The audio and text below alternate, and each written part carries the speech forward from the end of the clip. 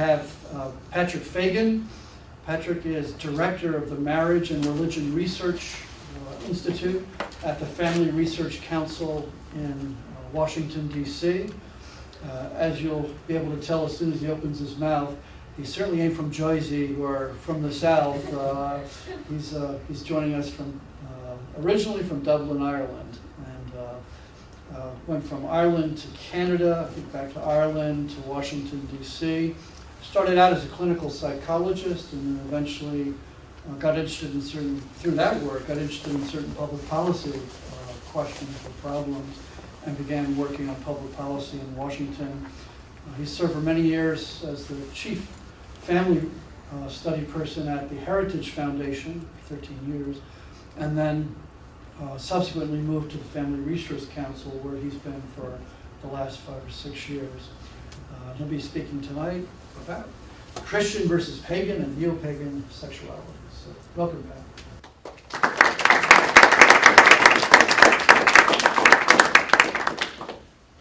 Well, thank you, Chris, and I hope tonight is helpful.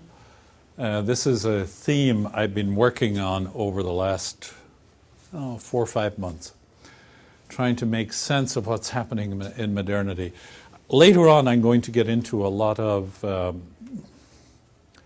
essentially descriptive charts, sociological and economic, on the U.S. But first, actually, I'm going to go into the framing, because this is a bit unusual, I think. It dawned on me as a thesis back late last summer, and then I started studying into it. I've been deep into family, marriage, sexuality all of my professional life. Started off as a grade school teacher, loved it, but figured I wouldn't earn much, so I went back to college and to do education psych, and then fell in love with clinical and was in that for 14, 15 years. 5 years in Canada and down here.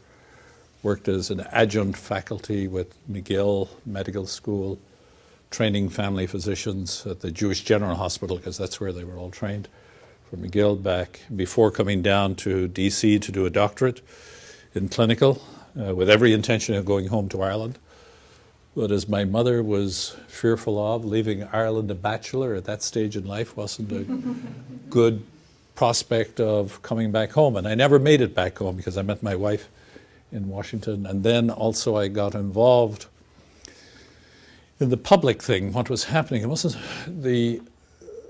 an incident that triggered something. I was working in a mental health center, still pre-PhD, in a mental health center in Reston, which is run by the Fairfax County government system, and was treating a family. By then I was pretty experienced with marriage and family and child therapies.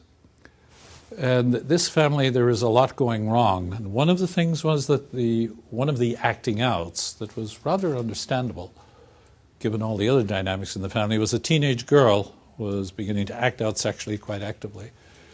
And she was being serviced by another Fairfax government agency, and in matters sexual. And I thought it was rather destructive as a clinician. I said, wait, now what's going on here? One part of government, here I am trying to put family together, and by my lights, another part of government was tearing it apart, or what it was doing was tearing it apart. And then I realized gradually, this is not happening just in Fairfax, but it's happening all around the country. And then I began to look at, and working in Washington or studying in Washington, I already knew a lot of people in public policy and started talking to them. And that led me out of the clinical work and into the public discourse. It took me some time to figure out how to operate. And the path I chose was really looking at the data. My undergraduate degree was in sociology, and I reverted back to that. So using essentially macro national data, began to look at what was happening to the country from the macro level. And you can see there a lot. And one of the insights, or one of the ways I sum up, that I think the macro level data tells you a lot about human nature. It's not good for telling you about individuals, because individual lives have all sorts of, we all have quite a mixture inside of us. You know, we're made up of all sorts of decisions, influences, family backgrounds, mistakes we've made, strengths we have, things we've learned, things we wish to do that we shouldn't do, things we want to do that we should do, and all those things. Everyone is unique and idiosyncratic. But at the macro level, you see patterns emerge, and some of them you'll see later. Now, maybe I'll get into a little bit of the beginning. It'll help. We're going to be talking about this, which I think is a major framing, because one of the things that I have realized, if you go back to Christ's teaching on matters sexual, it was a radical raising of the bar even over the Judeo-moral code. And it had quite an impact, and we'll get into that. And what he said, how Christians were to live sexually, is pretty difficult. It's not an easy thing. And most Christians fall short of it almost all the time, or a lot of the time. Maybe as they get older, they begin to realize it better. You know, by the time, remember Pope, soon to be St. John Paul, saying, he said, as you get older, around my age, he said, life gets a little easier. The sexual temptations aren't as demanding or pulling, you know, so you get easier. But, which is reminding me of data. I don't have the chart in here, I wish I did. Teenage boys have very different levels of testosterone.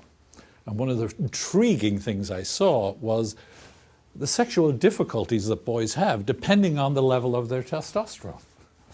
Guys who have low level don't have such a hard time with girls or with purity. Guys with high levels, you bet they do. And it's purely physiological. Huh? Maybe not purely physiological, but a lot of it. So we'll get into that a little, but let me do a little bit of framing. Actually, first of all, the belonging, which I think is the dynamic that's really at issue in matters sexual, is the fundamental issue. And belonging is key to all of us. Every single one of us want and need to belong. We always have, and we always will. And actually, if humans don't belong, they die. Babies who are fed and nutritionally taken care of, but if they're not held and belonged, we know this, particularly after, you know, some of the communist stuff and some of the after the Second World War. Analytic depression, Bowlby and all that going back, babies can die from essentially not belonging. And any of us who don't belong or feel we don't belong to somebody we used to belong to, there's hardly a human pain greater than that. All of you here have transitioned through the teenage years, and I don't know if you ever fell in love with somebody or became attracted to somebody and there was a beta beginning, and then like teenagers there's a rejection. Well, if you remember that, if you went through that, that pain is pretty intense. Now, coming back to the belonging, belonging is one of those needs that actually is eternal. It doesn't end with life.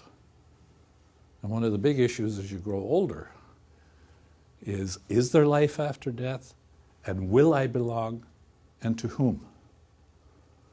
And the definition of hell is having absolutely nobody to belong to or with.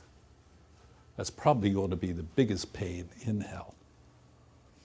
Whereas heaven is to belong with those you love and wish and hope, and hopefully to belong to God. So that need is not only something we feel when we're in love or wanting to love, no matter what, it's something that's eternal. Okay, if you take all of the music, this is romance, which is that great phase in life when guy is attracted to girl, girl attracted to guy, and all the rest. The poetry, the songs, the dance, the music, the plays, the art. Take all of that that's about this form of belonging out of Western culture, and you will have shrunk it immensely. The amount of literature that will be wiped out if you leave all this out. Jane Austen, out the door, et cetera, et cetera, et cetera. A whole lot of stuff. It's key, and it's one of the things that when you're young you look forward to, When you're going through it, you rejoice, and as you get older, you begin to rejoice in it for those who are coming behind you. It's one of those apex periods of life, and a lot of life centers around it. This is St. Valentine's. I gave this talk on Valentine's Day as well. So he was famous for bringing couples together who were having difficulties, getting married, etc. This I learned, what this shows actually is the relationship between father and mother is key to the strength of a child.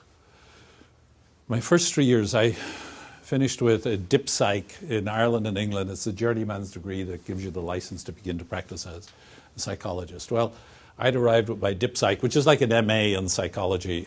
I'd arrived in Canada, and my first year, fresh and all the rest, relying a lot on psychological tests to diagnose kids and all the rest. But by the third year, accumulating experience and all the rest, I had figured out that the child, well, if I got a child referred to me, normally by a GP or a pediatrician in mid-childhood, I wouldn't see the child alone. I'd bring the whole family in.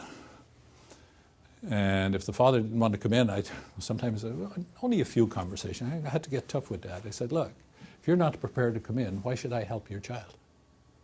That was getting really tough. Sometimes it was difficult for dads to break away from work. It was understandable, but it was necessary to get them in. And then I'd have the family together for whatever number of sessions. And after a while, when I sensed I knew enough, I'd say to the parents, let's leave the kids at home next time. And they always said, yeah, sure. And in they came. By then, I had a fair idea of where the conflicts were, what the root of stuff. Heal the conflicts, help the parents get over their conflicts, become more united, get happier with each other. The symptoms of the kids all disappeared, except those who'd already sort of entering into teen years, like they'd lived with it so long. They're shaped or misshaped by it. But if you catch them early enough, the symptoms all disappeared. That was huge learning. And that was learning by doing. And it was very practical. And it became actually the foundation of all the work I did later at Heritage and other places and research and all the rest at HHS, etc., when it was there. This relationship actually is foundational to society. Because out of this comes the capacity of the child to relate well to others. The happier this is, the stronger the child is going to be, and the greater the flexibility of relating the child will have. The more there are conflicts or dysfunctions here, the more the child will be affected. Keep that in mind for your own future marriages. And the single most important thing, actually, is not your relationship to your child. What the child needs most is a very good relationship here. Mom and Dad are happy, kids are going to be happy. The danger early on in your marriage is that mother will become quite invested in the children and dad will become invested in his work, and they'll actually drift apart. Typical modern phenomenon. Whereas what they really need to do is to keep the focus here. We can get into that later if you want to. How do you keep unity? How do you even set up prior to marriage so that you're going to be quite united afterwards? And there are critical steps to do. Okay. Another thing I've gradually developed, and there's lots of different influences here, but 5 major institutions in society: family, church. And by church I mean all the different forms of religion, church, synagogue, mosque, temple, the working out the issues of the great transcendentals. Is there good and evil? Is there right and wrong? Is there life after death? Does God exist? What is my relationship to him, to others? Do I forgive? Do I not? Etc. That's all that sort of work. School, education, passing on from one generation to the next. And those 3 are rather different than the next 2. Marketplace and government. These 3 are the people-forming institutions. Operating together. And if you think of most families with young kids, let's say they want to send their kids to pre-kindergarten or childcare or whatever, the natural place for them to go is something affiliated with their church or their... Why? Because they trust the people there. They see life the same way. It's just a natural thing to do, the care of the young. Family, church, and school, when they cooperate, and the closer they are, and you'll see this actually in a lot of the macro data on education. It's very clear, very, very clear actually. The kids who score highest on education are essentially where these things operate very closely. National macro data, the kids are doing best overall are homeschool kids, where actually these three things all happen in the family. National data. Next after that are church-based schools, which are higher even than private schools, private non-church, except when you get into the sort of super rich or whatever, where there's lots of other good dynamics happening there. And then the public schools after that. This is at a macro level, and there's all sorts of, I don't want to overgeneralize, which I've just done, but parse it out, and of course all sorts of modifications come into that. But these are the three people-forming institutions: family, church, and school. Forming the young child till they become a young adult, like yourselves, or a bit earlier, a couple of years ago, when you sort of began to leave home, began to go out, essentially into the marketplace, into government. You may be prolonging your growing up because you're getting more ready for here or here.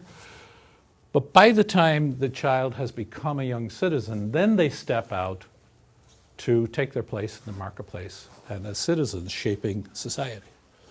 And by the time they start there, of course, it's not long till they're married, or they have, even if they don't get married, but they have sex and they have kids, and then the whole cycle starts over again. This continues on.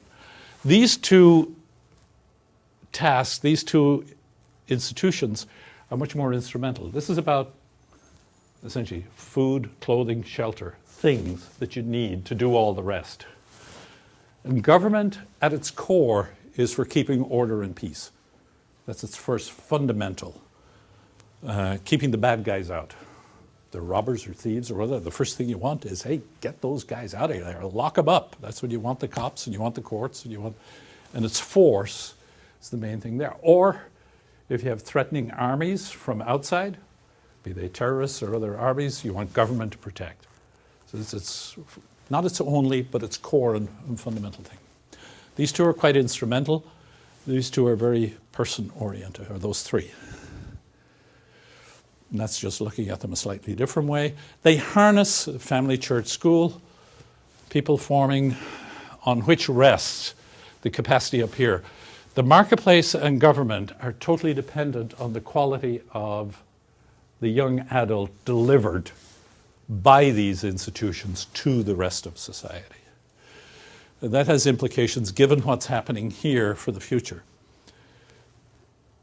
Core task of the family actually is first bringing the person into existence and then developing them.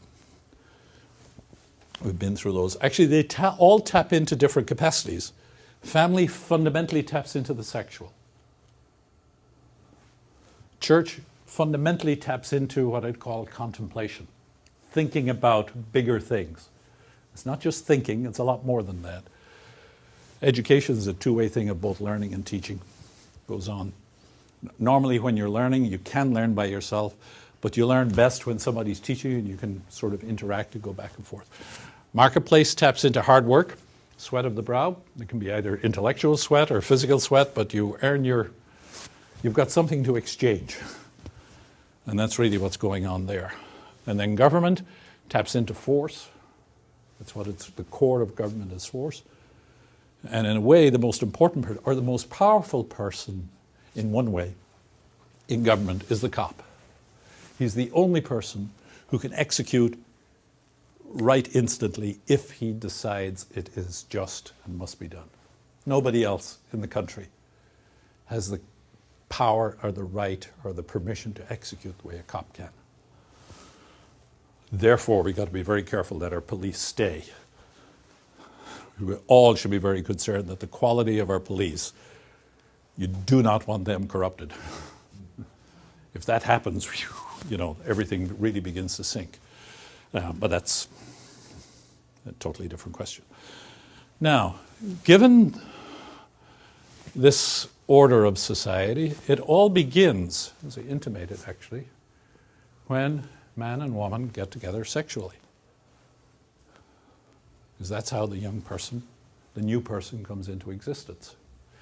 And depending on how this is structured, the rest of society will be so structured and influenced. And that's where we'll get into that later with some of the charts that I'll get to later. I use this actually, to me this is the people forming institutions, and these are the two instrumental. This is pretty hidden, quiet stuff. It goes on behind the scenes. You don't read about this in the newspapers.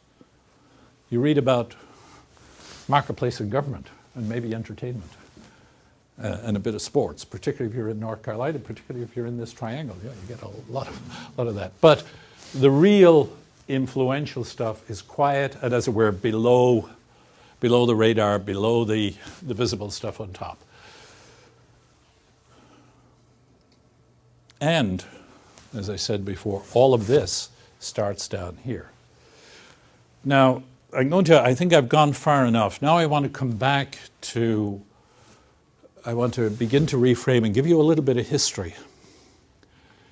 Because this is the thesis I'm working on. I propose this. I'm not saying this is it. I tend to like working on problems for a while and try to solve them and get them clear, and then you're on to the next one. It's like peeling back the onion. You know that yourself. Intellectually, you're constantly doing this. But here's what I think has happened. If you look at the world sexually at the time of Christ, there was all sorts of things. But the big thing that the history of Christianity and of the West has to deal with is you had the Jews. They had a sexual code somewhat developed.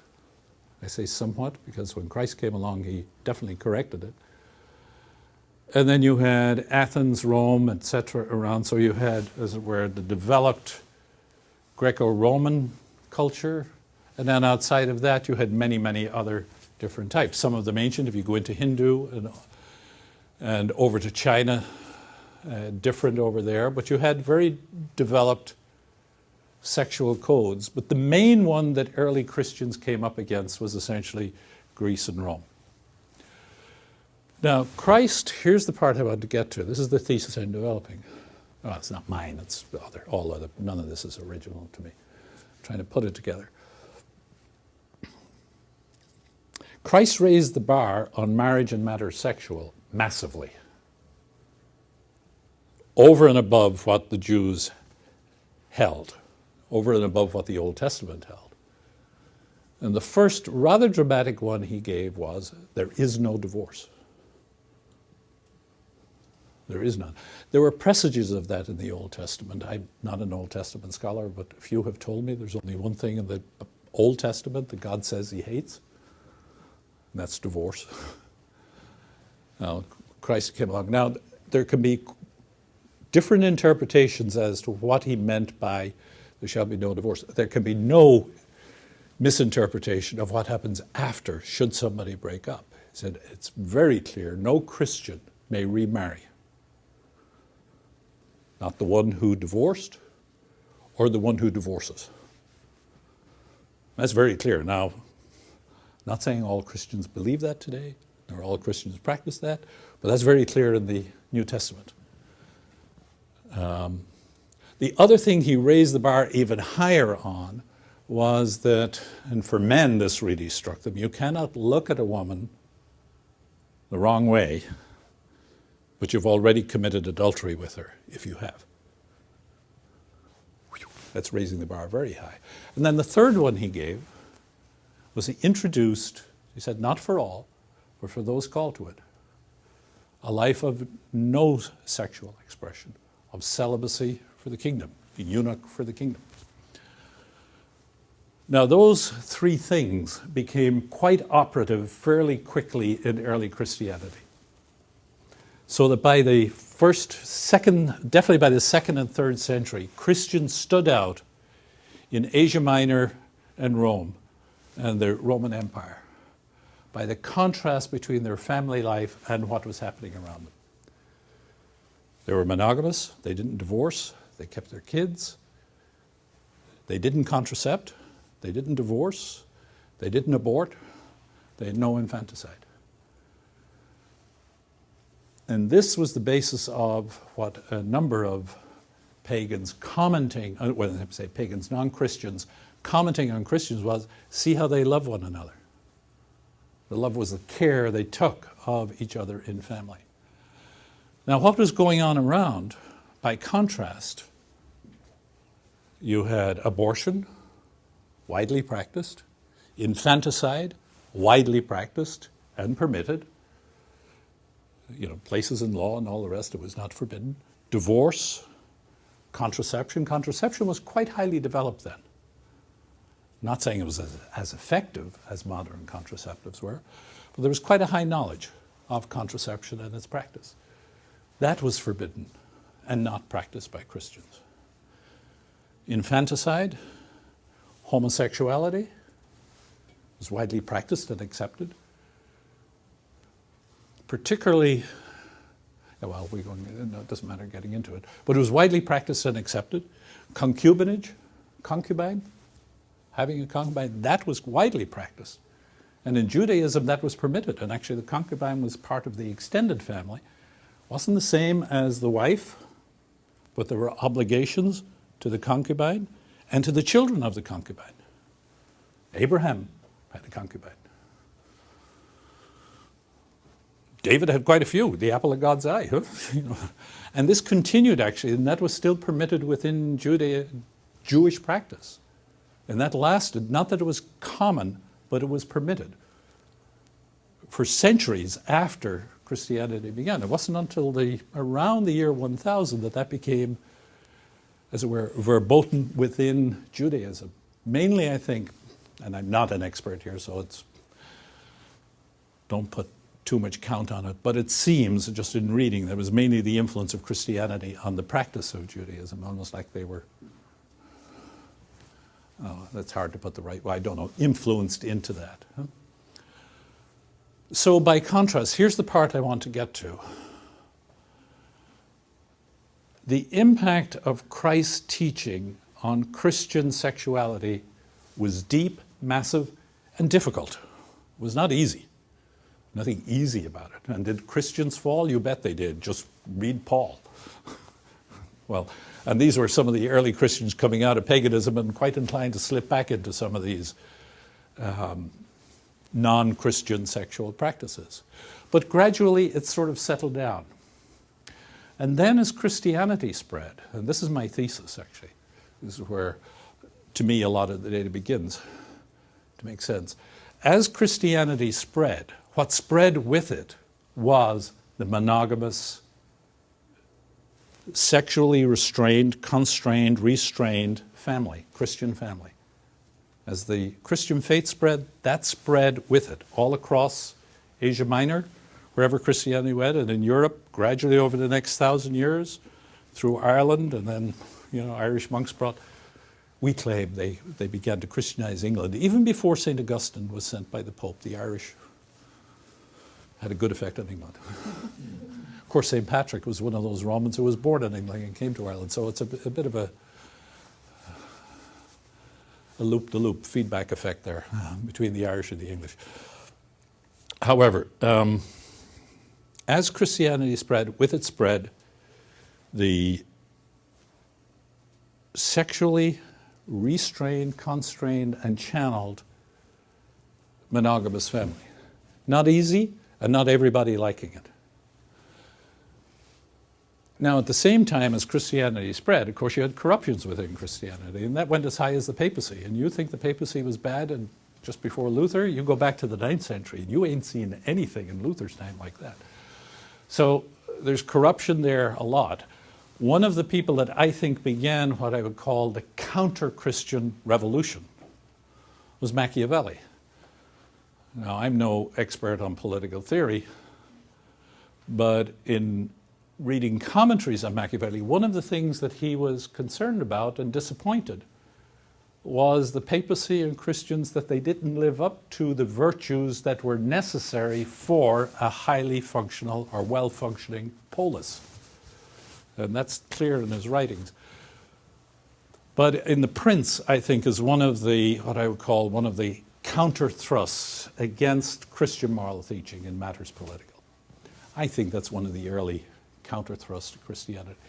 Later, by the French Revolution, that's jumping ahead another 300 years or more, this begins to gather momentum. And it begins to gather momentum on matters family. By the French Revolution, you have this real onslaught against and rebellion against what I would call Christ's teaching on matters sexual. Don't know if you know it, but during the French Revolution, at one stage, Notre Dame, high altar, prostitute put on the altar, where Mass, the sacrifice of Calvary, said the prostitute put there, and an orgy around her.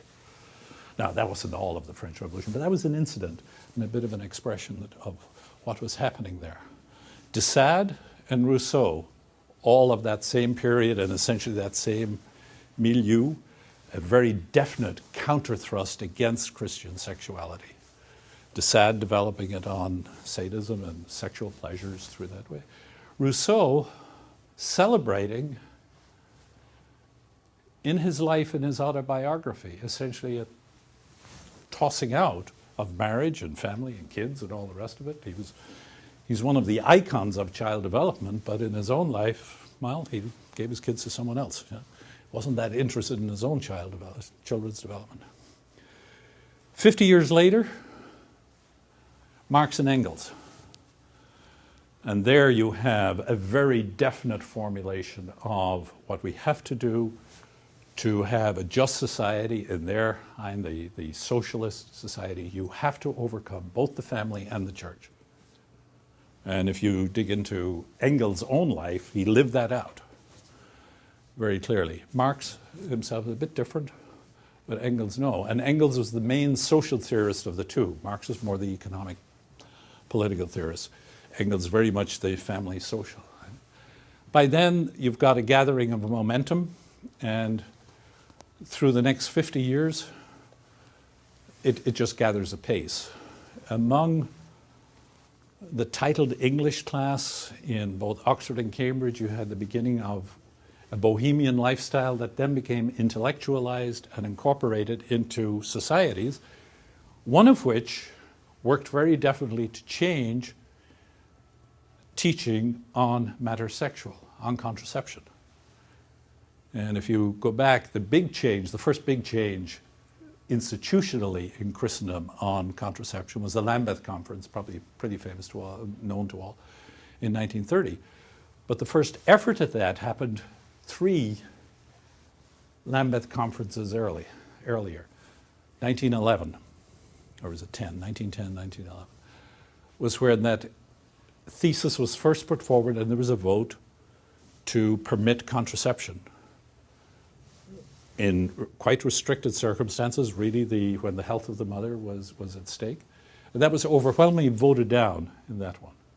1920, brought in again, voted down, not as overwhelmingly. 1930, brought in and passed. What was passed actually was a very narrow circumstance in which contraception would be permitted. That was the first time that any Christian church countenanced any use of contraception. From the earliest of Christianity right up to then, it was forbidden by all Christian teachers, all churches, all denominations. Very interesting, actually, if you dig into the debate within that conference, it's very instructive. We don't have time to get into it, but it's very instructive. Within a year or two, that whole dam blew wide open. There was no restraint on contraception then. It very quickly spread among all Protestant denominations. I remember digging into it. This is about 15, 20 years ago, and tracking down scholars in each of the major Protestant denominations and finding scholars who knew and asking the same question. Like back in 1930-31, where there was quite a debate, and the Protestant world was by no means united. Even after that, there was a big debate. I don't know if you know, even the Washington Post had a lead editorial in 1931 denouncing contraception. Lead editorial back then. So to give you an idea of how split the world was, they said, what happened between 1931 and we take 15, 16 years later, late 40s? How come you had this major division here and then essentially unanimity here? All 4 scholars gave essentially the same answer. Well, actually, there was no debate. We sort of just slid into it. That's a paraphrase, but there was all gradually slid into it. So a major sea change there on that. Prior to that, you already had divorce gradually made its way in Christianity. Different routes, different seepages, but gradually becoming more accepted. And if you take the Protestant revolt on, or the Protestant difference, revolt, whatever you want to call it, on contraception, the same happened within the Catholic Church, not at the doctrinal level and not at all levels, but definitely in the pews. You had a major revolt within the Catholic Church on contraception later in the 60s. I remember I was an undergrad bartending in New York, actually working my way through college in 68 when Humanae Vitae came out. And by the time I got home to college back in October, that's when the Christmas term started, I realized there was a huge split. Actually, that's when I began tracking the social science data, wondering, wow, would the data ever show the church was wrong in its teaching? Sort of. Long story short, no, it hasn't, actually. The data has never shown that, though a lot of social scientists have said that. Oh, by the way, and on this, my vote for the greatest social scientist of the 20th century. Now, what's the major criteria? The gold standard in science for a theory is its predictive validity. You know what predictive validity is? You parse out the words, you get a good idea. It's capacity to predict based on the theory. The single greatest social scientist of the 20th century was Paul VI. And go back and read Humanae Vitae and what he forecast would happen from the spread of contraception. No social scientist backed him. Not in Harvard, not in Oxford, etc. One philosopher at Oxford did, but no social scientist. As a matter of fact, he was laughed out by social scientists. But he has been proven true. Go back and read Humanae Vitae. He didn't predict everything. Now, I was very aware of it, and I thought this was going to take generations to work its way through. You know, the impact of contraception. Phew, one generation, boom, it happened. Massively, quickly. One non-Catholic sociologist, The End of History, what's his name? The guy who wrote The End of History, Chris? Francis Fukuyama. He did, prior to that, I think one of the most comprehensive analyses of all the data, what he calls is the Great Disruption. This is his book. Very good. Best overall economic, sociological, massive investigation. And what he calls it was the Great Disruption. Now he thought also, Fukuyama, I disagreed with him on this, mainly because of Paul VI. He thought we'd adapt to it, you know, that we'd learn, like you'd have a technology shock, but that we'd adapt to it. I don't think so. And you'll see some of the data here. Contraception alone, there are countries going out of existence, well on their way there. Holland is one. Belgium is another. France, we're not sure because it won't show the data. Spain, Italy, and Greece, all those three countries that had the major euro crisis. I have the thesis actually that euro crisis, that economic crisis, is intimately tied to their massive drop in fertility and the prolongation of marriage. If you take a cycle, and the charts are here a bit later, but I'll get into it now. Society is a bit like a farmer sowing. You see, the cycles of a society. Like if you take a farmer who's got a farm, he's got to sow seed every year or he becomes bankrupt. You know, he's got to tend and plow and all the rest. There's a season for sowing, growing, reaping, and then resting. And depending on how good the soil is and how good the seed, he's going to have a good crop or a medium crop or a bad crop. Well, societies are a bit the same. They have to replenish themselves with people. Now, one of the first to stop replenishing itself, and it hit a wall, an economic wall, which it has yet to climb out of, and that was Japan. Which back when I was mid-career, or back in the 70s, 80s, Japan was the economy, booming along. But its fertility rates went way down. I don't know if you saw it, was journalism, excuse me, it was not social science, but it was good journalism, it seems. A lot of young people now in Japan are no longer interested in sexual intercourse. in their 20s to their early 30s. There's something really going wrong when that happens. And it's talking about sexual intercourse. I'm not talking about marriage. It's just they're turned off sexually. I suspect, well, who knows, this is all hypothesis on my part. Pornography is deep in the Japanese culture. One of the effects of pornography, I'm not saying these are linked, but I suspect they might be. One of the effects of massive ingestion of pornography is that the desire for the sexual dies. It exists up here, but it dies in the body, it dies in the relational capacity. Wives are one of the first to not diagnose the problem, but sense the difference if their husbands begin to watch pornography. They'll sense it in the lovemaking, even without knowing that he's watching pornography. Later, the penny may drop when they find out. Men change. Their interest in the sexual diminishes. In sexual beings, it increases in the pornography, but it decreases in the relational. So I think that might be something there. Now, I've traversed quite a bit here to historically, over the last number of hundreds of years, we've had a retreat at pretty broad levels from monogamous marriage, permitting divorce. Then you have, I would say, contraception coming in. Not just actually, I fast forward to some of the 1930s with Lambeth, but actually contraception, if you dig into the history, had been growing in the late 1700s through the 1800s, and it was becoming more practiced among Christians. Here in North America, quite a bit, and in Europe as well. And then it began to affect the doctrinal things. And then we see the change on contraception, on divorce, on concubinage. Cohabitation has now become quite common. I'm from so-called Holy Catholic Ireland. Almost everybody in Ireland cohabits before marriage. Huge proportion of Christians cohabit before marriage. As a matter of fact, huge proportion of Christians are massively involved in fornication at a mega level that pagan Rome could never compare with.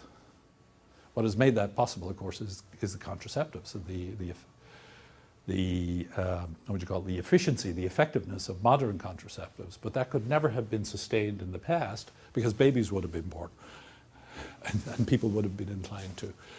And abortion, which was common among Romans, is now practiced at a level never practiced in pagan Rome. And so this is why I say the neo-paganism today, which has infected a lot of Christians. Even Christian churches have begun to change their doctrine, and very different from what Christ said. Now, here's where I want to now get into some of the data and some of the implications of this change. As you've had the retreat from what I call Christian monogamous marriage and that high bar on sexual morality, not even thinking impurely about somebody else. As that has spread, what you have, we'd see some of the effects. Yeah, here's one of the effects. Today, this is one of the measures actually we do at the Marriage and Religion Research Institute. We take, if there is one, you know when you go to the doctor, one of the first things he does is put a thermometer in your mouth to see what your temperature is? Well, this is the temperature read of the United States. How healthy or unhealthy? What proportion of 17-year-olds towards the end of their childhood have grown up in an intact family? And what proportion of American kids, their mom and dad, have split? Only 46 are in an intact family at age 17. 54, their parents have split. We'll dig into that a little in some of the stuff here. Northeast is the strongest. It's only 50% half yes, half no. Midwest, West, and the South is the weakest. By the way, there's an inverse correlation between that and church attendance. The least church attending part of the country is up here. The most church attending part of the country is down here. Something strange, and by and large, the church attending is among Christians. So there's something very anomalous going on. The least church attending, the most church attending. That's the states. This sort of stuff you want to get. North Carolina, by the way, is 42. It's down here somewhere. Yeah, there it is. 46 would be the national average, so it's down quite a bit. The lowest is D.C., which is a city. Lowest state is Mississippi. In D.C., it's 17%.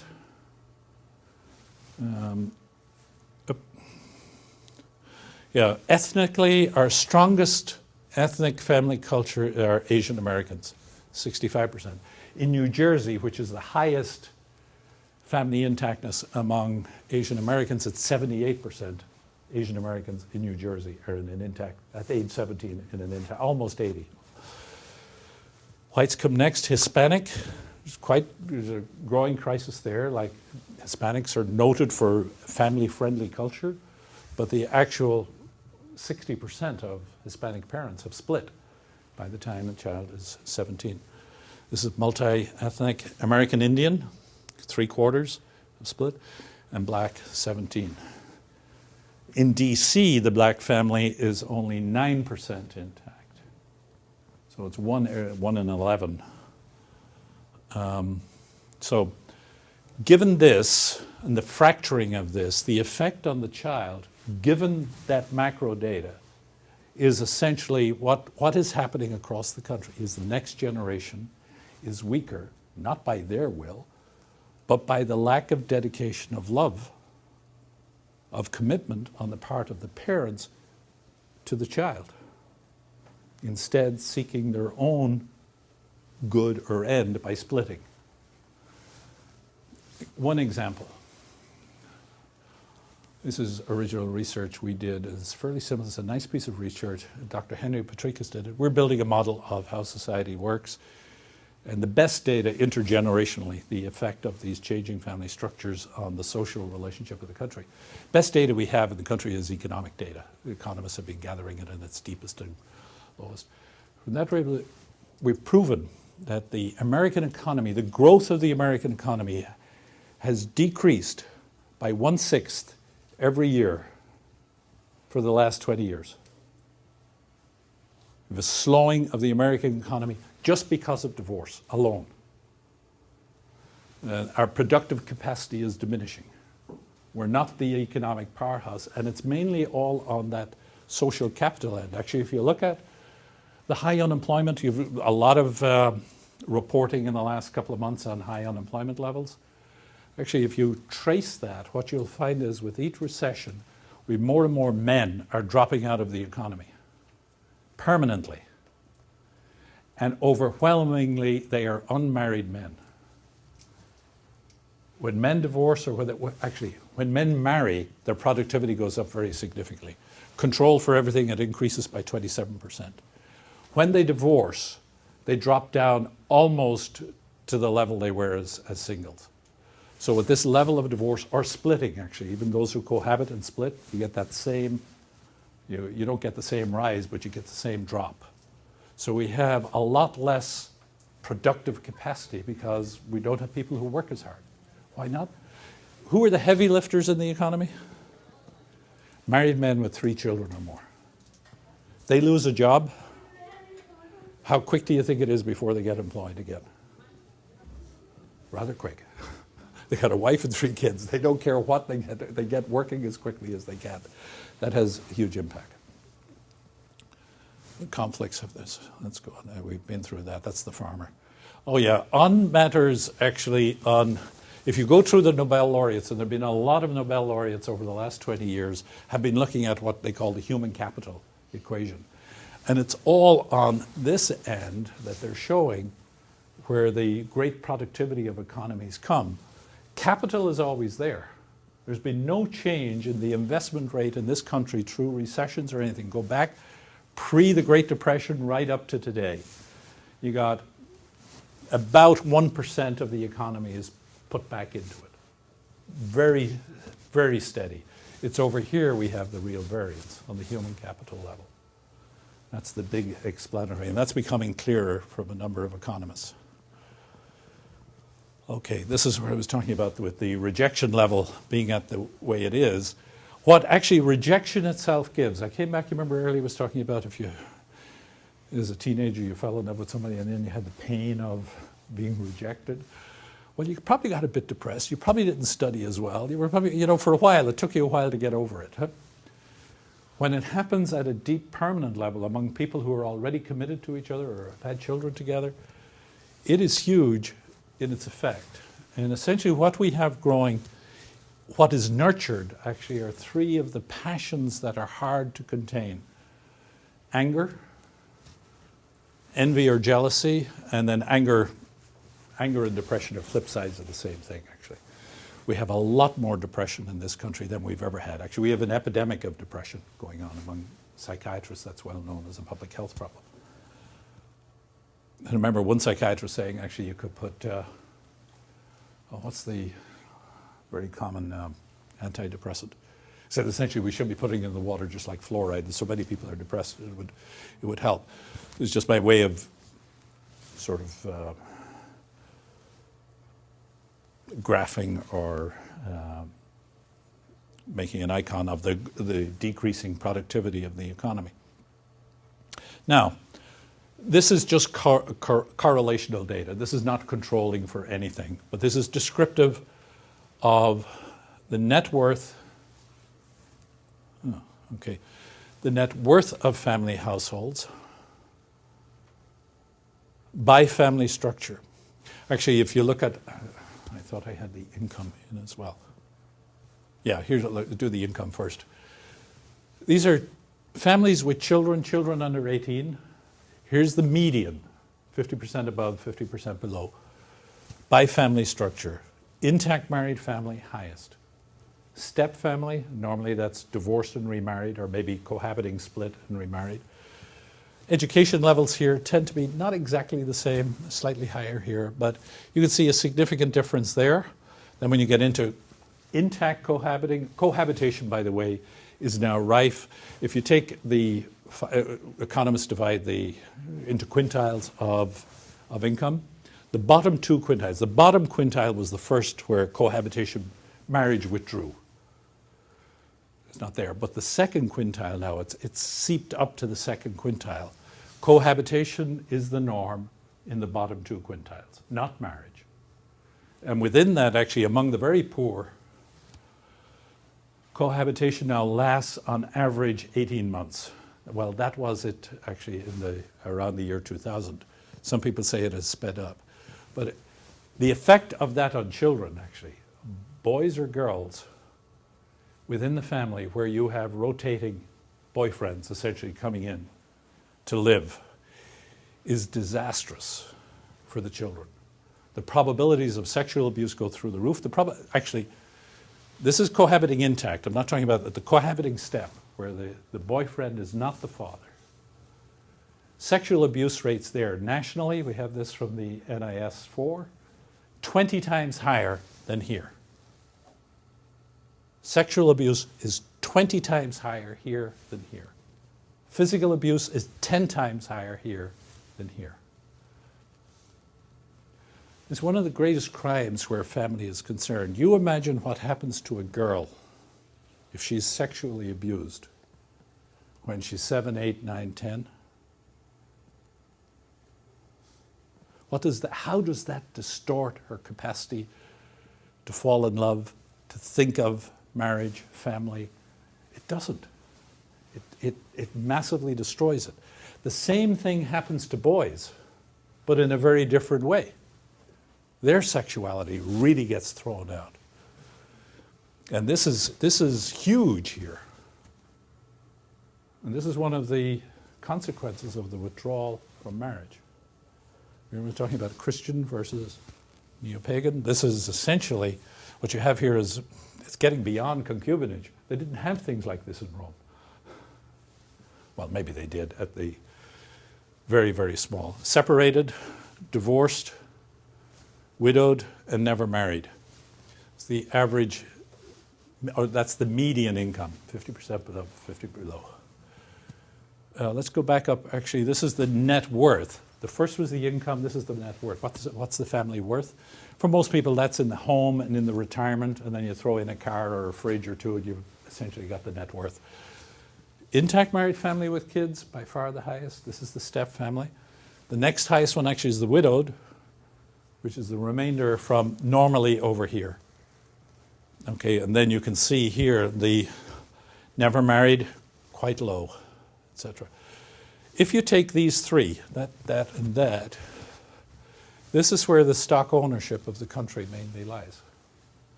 And one of the things Wall Street has not yet figured out, if you get to work at the Wall Street Journal, make sure you, that,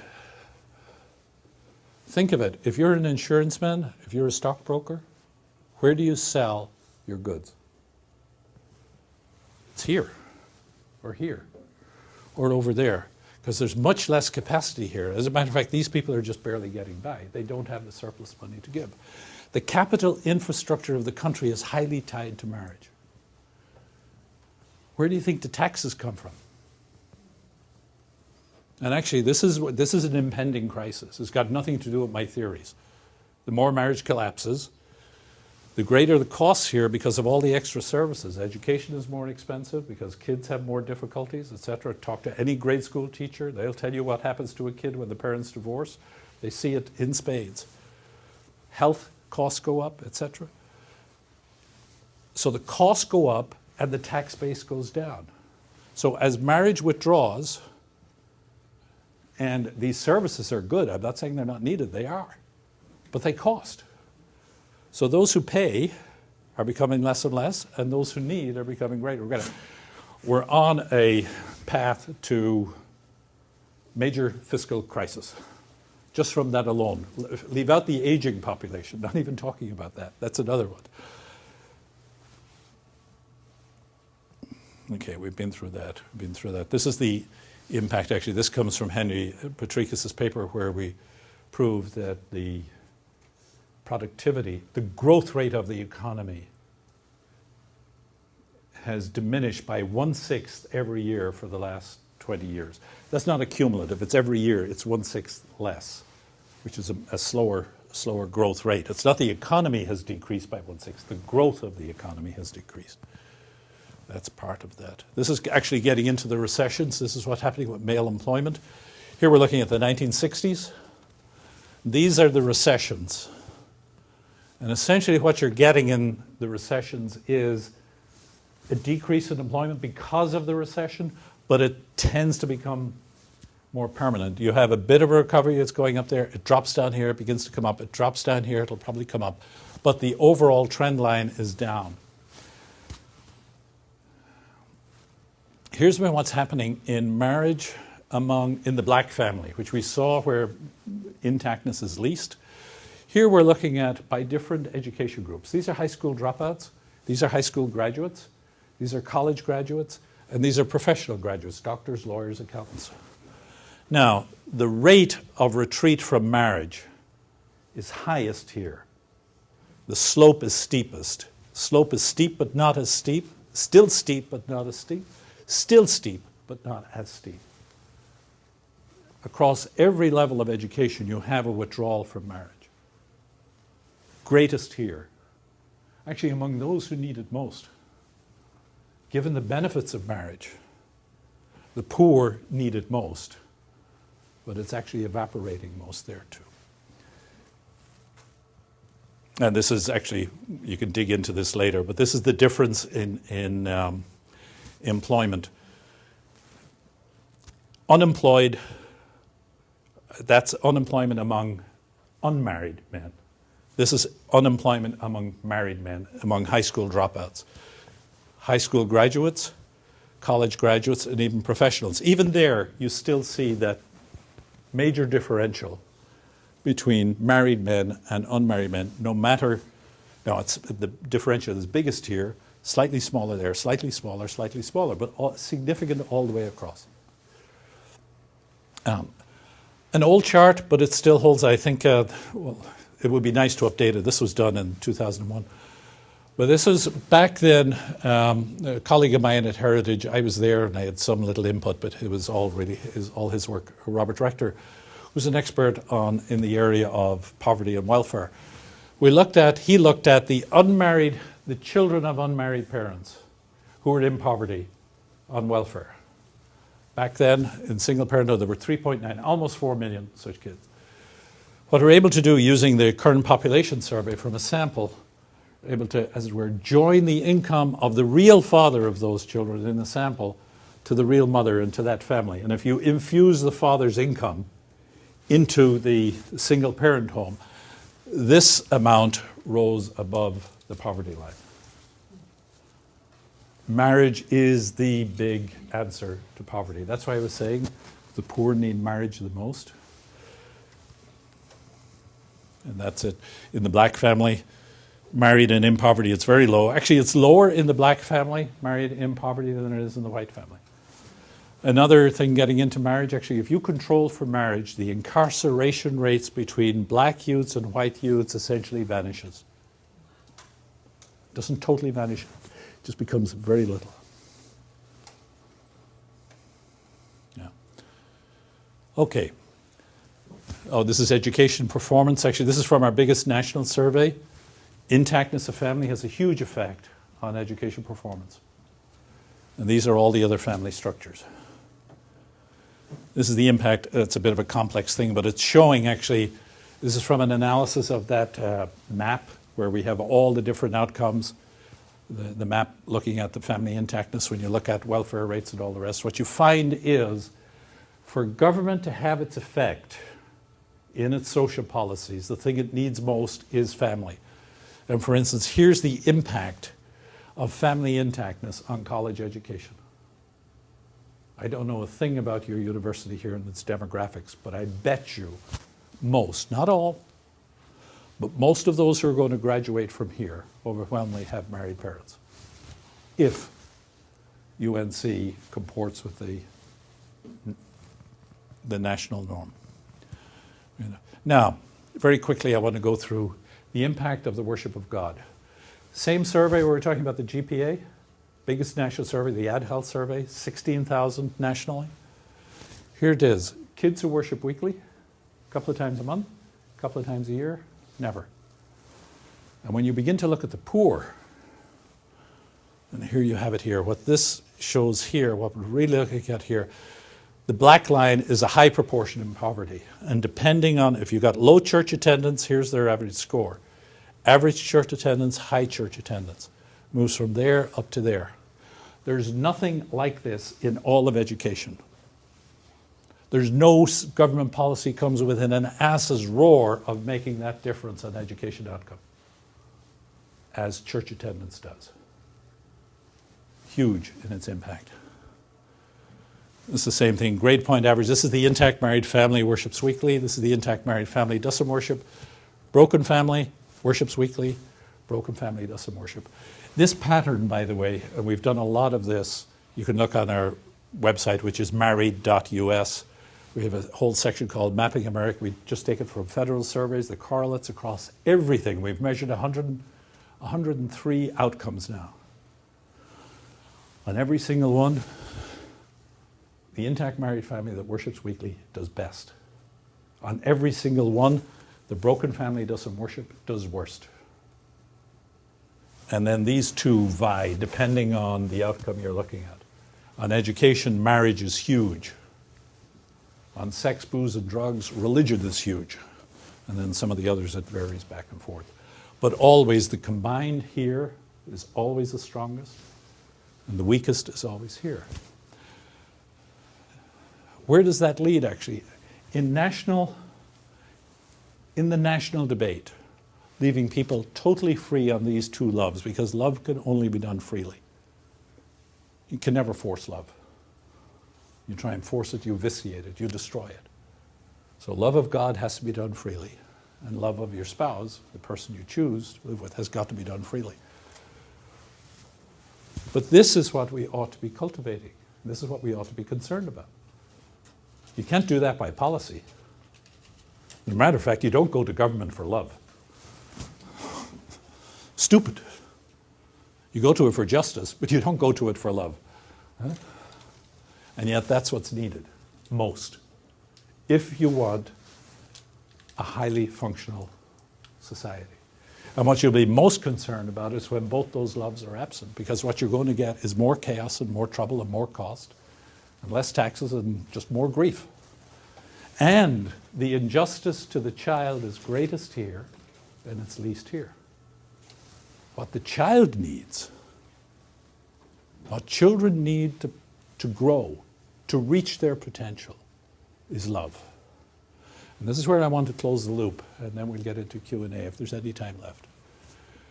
That what Christ talked about in marriage, behind all of the sexual, is the real love of the person you're going to live with, who's going to be the other parent of your child.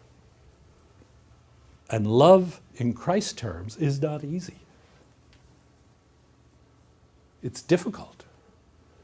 It's very different than Hollywood romance, which I'm all for, by the way. I love it. Who doesn't?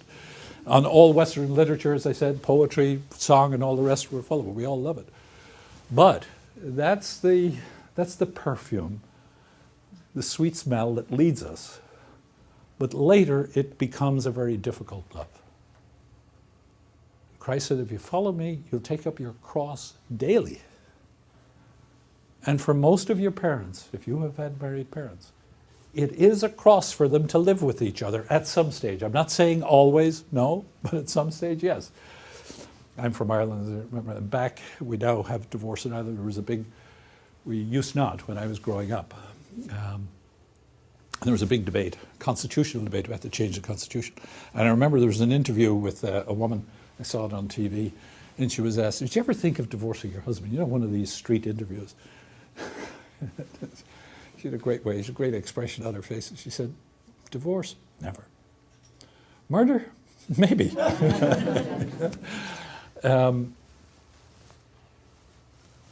The intact married family, the monogamous, all of that sexuality we were talking about, where Christ pointed and which gave the fruitfulness of stable, intact marriage that spread as Christianity spread, and has now retreated as people have retreated from his doctrine. But with it comes this rather than this. Now, we're not going to get married and stay married because of sociological graphs. No way. No way. I bet you this doesn't move any of your hearts a bit. It might get the intellect churning a bit, but it doesn't motivate. It's love motivates.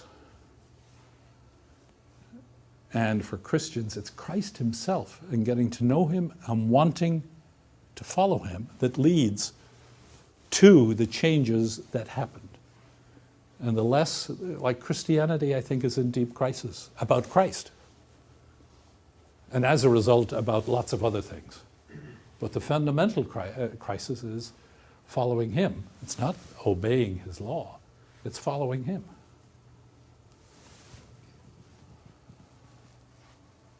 And it has huge, huge implications. And given the momentum, well, where does this lead for you? I would say choose your partner very wisely. I would say have a good discourse in advance about the 5 major institutions, the 5 major tasks: family, church, school, marketplace, and government. And make sure you're united on all the essentials. Better to talk that through in advance. Yeah, you want a pretty lady and you want romance and you want good feelings, but you're about a big task. And unity between the husband and wife is the key thing.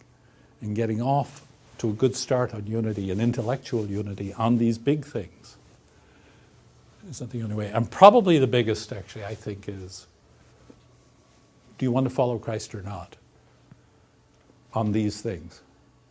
Because if you do, it leads one way, and if you don't, it leads another. And both choices are going to be there, and they can't be forced. They have to be done freely.